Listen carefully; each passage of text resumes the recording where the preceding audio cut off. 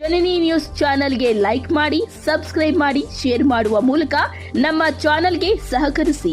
ಹೆಚ್ಚಿನ ಮಾಹಿತಿಗಾಗಿ ಸಂಪರ್ಕಿಸಿ ಹರಿಚಿನ್. ಶಾಸಕಿ ರೂಪಕಲಾ ಶಶಿಧರ್ ಆದೇಶದಂತೆ ಸೇತುವೆ ಉದ್ಘಾಟನೆಗೆ ವೆಂಗಸಂದ್ರ ಗ್ರಾಮ ಪಂಚಾಯಿತಿ ವ್ಯಾಪ್ತಿಯಿಂದ ನೂರಾರು ಜನ ಭಾಗಿ. ನೂರಾರು ಕಾಂಗ್ರೆಸ್ ಕಾರ್ಯಕರ್ತರು ನಲ್ಲೂರು ನತ್ತ ಗ್ರಾಮದಲ್ಲಿ ಸೇತುವೆ ಉದ್ಘಾಟನೆ ಕಾರ್ಯಕ್ರಮದಲ್ಲಿ ಭಾಗವಹಿಸಿದರು. ಟಿ. ಗೊಳ್ಳಲ್ಲಿ ಗ್ರಾಮ ಪಂಚಾಯಿತಿ ವ್ಯಾಪ್ತಿಯ ನಲ್ಲೂರು ನತ್ತ ಗ್ರಾಮದಲ್ಲಿ ಪಾಲಾರ್ ನದಿಗೆ 10 ಕೋಟಿ ವೆಚ್ಚದಲ್ಲಿ ಸೇತುವೆ ಹಾಗೂ ರಸ್ತೆ ಉದ್ಘಾಟನೆಗೆ ವೆಂಗಸಂದ್ರ ಗ್ರಾಮ ಪಂಚಾಯಿತಿ ವ್ಯಾಪ್ತಿಯಿಂದ ನೂರಾರು ಕಾರ್ಯಕರ್ತರು ಭಾಗವಹಿಸಿ ಶಾಸಕಿ ರೂಪಕಲಾ ಶಶಿಧರ್ ಕೈ ಬಲಪಡಿಸಿದರು.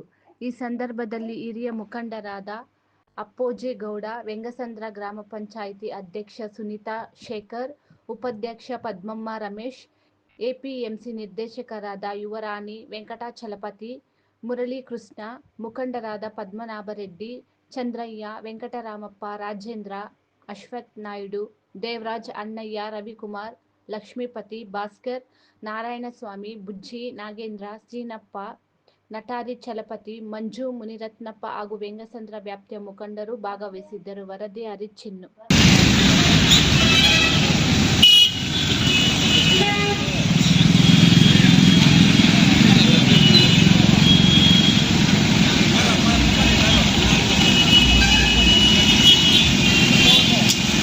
ಎಲ್ಲಿ ಹೋಗ್ತಾ ಇರೋದನ್ನ ಎಲ್ಲಿ ಹೋಗ್ತಾರೆ? ನಲ್ಲೂರು ಬ್ರಿಡ್ಜ್ ಓಪನಿಂಗ್ ಸತೀಶ್ ಜಾರಕಿಹೊಳಿ ಸಾಹೇಬ್ರು ಯಾವ ಪಂಚಾಯತಿಯಿಂದ ಹೋಗ್ತಾ ಇರೋದು? ಎಷ್ಟು ಜನ ಹೋಗ್ತಾ ಇದ್ದೀರಾ? ನಾವು 250 ಜನ ಹೋಗ್ತಾ ಇದ್ದೀವಿ. 250 ಹಂಗೆ ರೆಕಾರ್ಡ್ ಮಾಡ್ಕೊಳ್ಳಿ. 25 ವೆಹಿಕಲ್ ಬರ್ತಾ ಇದೆ. ಹೌದು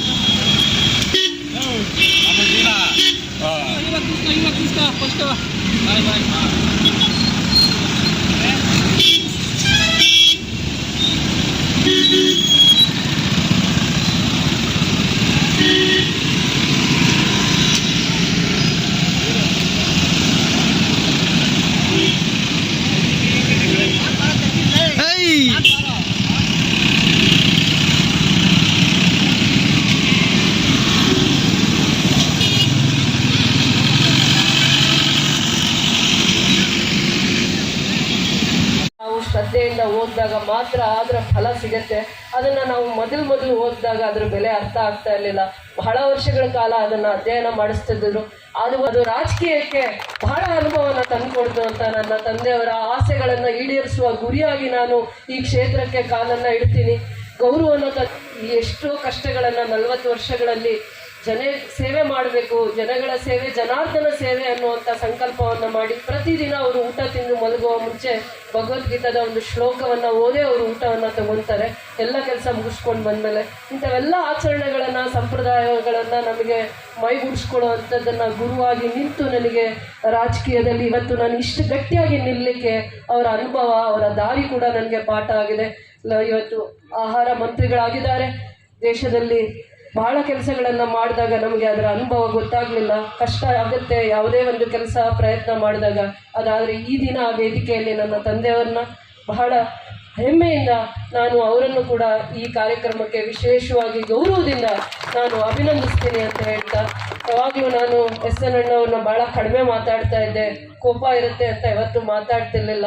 ಆದರೆ ಅವರ ಒಡನಾಟದಲ್ಲಿ ಇಬ್ಬರೂ ಸೇರಿ ಕ್ಷೇತ್ರದ ಅಭಿವೃದ್ಧಿಗೆ, KGF ಕ್ಷೇತ್ರ, ಬಂಗಾರಪೇಟೆ ಕ್ಷೇತ್ರ, ಇಡೀ ಜಿಲ್ಲೆಗೆ ಕೆಲಸ ಮಾಡಿಸೋ ಅಂಥದ್ರಲ್ಲಿ ಯಶಸ್ವಿ ಆಗಿದ್ದೀವಿ. ಅವ್ರ ಜೊತೆ ಸೇರಿ ಕೆಲಸ ಮಾಡ್ತಾ ಇದ್ದೀನಿ. ಅಭಿಮಾನ ಇದೆ, ಗೌರವ ಇದೆ. ನನ್ನ ಸೋದರ ಸಮಾನರೆಂದು ನಂಬಿ ಅವ್ರ ಜೊತೆ ನಾನು ಒಡನಾಟದಲ್ಲಿ ಕೆಲಸ ಮಾಡ್ತಾ ಇದ್ದೀನಿ.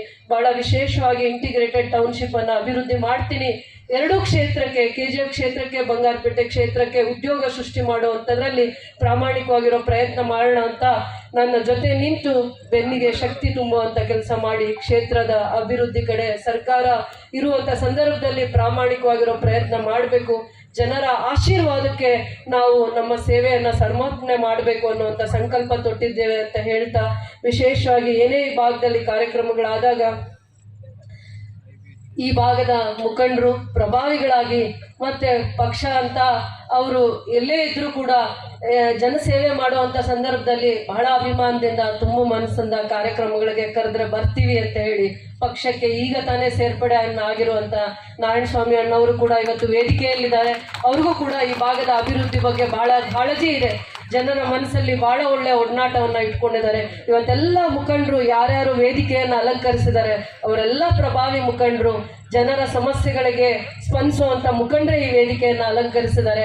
ಅವರೆಲ್ಲರೂ ವಿಶೇಷವಾಗಿ ಇವತ್ತು ನತ್ತ ಮತ್ತು ಪಾಲಾರು ಗ್ರಾಮ, ಕಳ್ಳಿಗುಪ್ಪ ಗ್ರಾಮಗಳಿಗೆ ಹಾದು ಹೋಗುವ ಮಾರ್ಗದಲ್ಲಿ ಏನು ಸೇತುವೆಗಳನ್ನು ಹಬ್ಬದ ದಿನವನ್ನು ಆಚರಣೆ ಮಾಡಲಿಕ್ಕೆ ಬಂದಿದ್ದಾರೆ. ಈ ಭಾಗದಲ್ಲಿ 10-20 ಹಳ್ಳಿಗಳಿಗೆ ಇದೊಂದು ಮಾಡಲಿಕ್ಕೆ ಮತ್ತೆ ಬಹಳ ವರ್ಷಗಳ ದಶಕಗಳ ಕನಸಾಗಿದ್ದಂತ ರೈತರದು, ವಿದ್ಯಾರ್ಥಿಗಳದು, ವಿಶೇಷವಾಗಿ ಹೆಣ್ಮಕ್ಳು ಈ ಭಾಗದಲ್ಲಿ ಆಸ್ಪತ್ರೆಗೆ ಹೋಗ್ಬೇಕು ಅಂದ್ರೆ ಗರ್ಭಿಣಿ ಸ್ತ್ರೀಯರಿಗೆ ನನಗೆ ಒಂದ್ಸತಿ ಆ ಊರಿಗೆ ಹೋಗಿ ಬಂದಾದ್ಮೇಲೆ ಮತ್ತೆ ಮುಖ ತೋರಿಸ್ಲಿಕ್ಕೆ ತುಂಬಾ ಮುಜುಗರ ಆಗ್ತಾ ಇತ್ತು. ಇದು 1 ಕೋಟಿಯಲ್ಲೋ 50 ಲಕ್ಷದಲ್ಲೋ ಕೆಲಸ ಮಾಡುವಂತ ಪರಿಸ್ಥಿತಿ ಇರಲಿಲ್ಲ. ಇದಕ್ಕೆ ಕೋಟ್ಯಾಂತರ ರೂಪಾಯಿಯನ್ನ ತರುವಂತ ಕಷ್ಟ ಇತ್ತು. ಆ ಸಂದರ್ಭದಲ್ಲಿ ಇಂದಿನ 5 ವರ್ಷಗಳಲ್ಲಿ ನಾನು ಯಾವುದೇ ಒಂದು ಅನುದಾನನ ತರಲಿಕ್ಕೆ ಅವಕಾಶ ಆಗಿರಲಿಲ್ಲ. ಸರ್ಕಾರ ಬಂದಾದ್ಮೇಲೆ ಅನುದಾನ ಕೇಳುವಂತ ಸಂದರ್ಭ ಬಂದಾಗ ಶಾಸಕರಿಗೆ ಒಂದು ಇತಿಮಿತಿ ಇತ್ತು. ನಾವು ಗ್ಯಾರಂಟಿ ಕಾರ್ಯಕ್ರಮಗಳನ್ನ ಅನುಷ್ಠಾನ ಮಾಡಬೇಕು ಯಶಸ್ವಿಯಾಗಿ ಅಂದ್ರೆ ಸರ್ಕಾರದ ಜೊತೆ ಪ್ರತಿಯೊಬ್ಬ ಶಾಸಕರು ಬಹಳ ಜವಾಬ್ದಾರಿಯಿಂದ ನಡ್ಕೋಬೇಕು ಅನ್ನೋಂಥ ಒಂದು ಕಿವಿ ಮಾತು ಮುಖ್ಯಮಂತ್ರಿಗಳು ಹೇಳಿದಾಗ ಭಯದ ವಾತಾವರಣದಲ್ಲಿದ್ವಿ. ಅನುದಾನ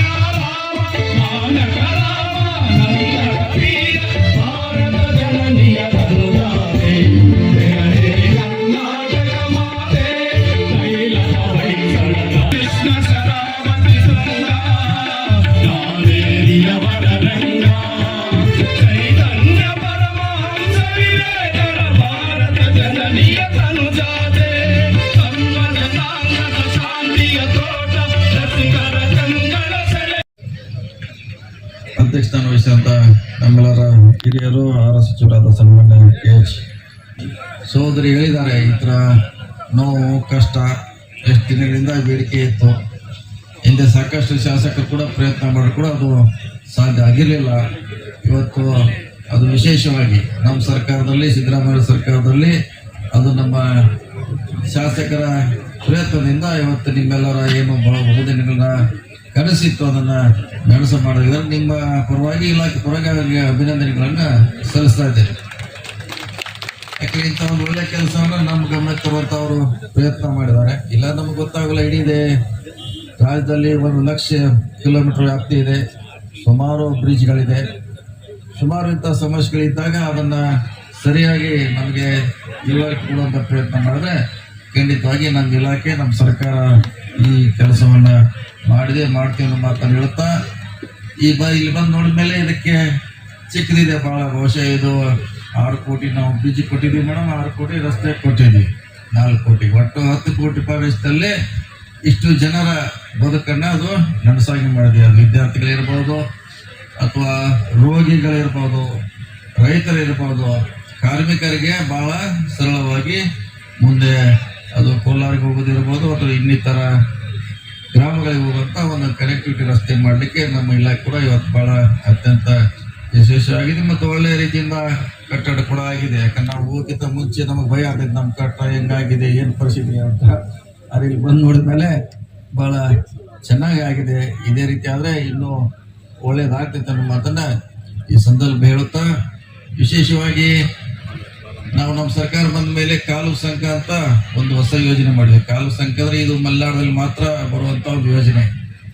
ಅದ್ರ ಕಾಸ್ಟ್ 10 ಲಕ್ಷದಿಂದ 15, 20, ಮ್ಯಾಕ್ಸಿಮಮ್ 30 ಲಕ್ಷ. ಅದು ಇಷ್ಟೇ ಮಹತ್ವ ಇದೆ. ನಾನು ಬಂದ ಮೇಲೆ ನಮ್ಮ ಸರ್ಕಾರ 100 ರನ್ ಮಾಡಿದ್ದೀನಿ, ಈ ಸರಿ 200 ರನ್ ಮಾಡ್ತಾ ಇದೀವಿ. ಅದು ವಿಶೇಷವಾಗಿ ವಿದ್ಯಾರ್ಥಿಗಳಿಗೆ 4 ತಿಂಗಳು ಇದೇ ರೀತಿ ಮಾಡೋಣ.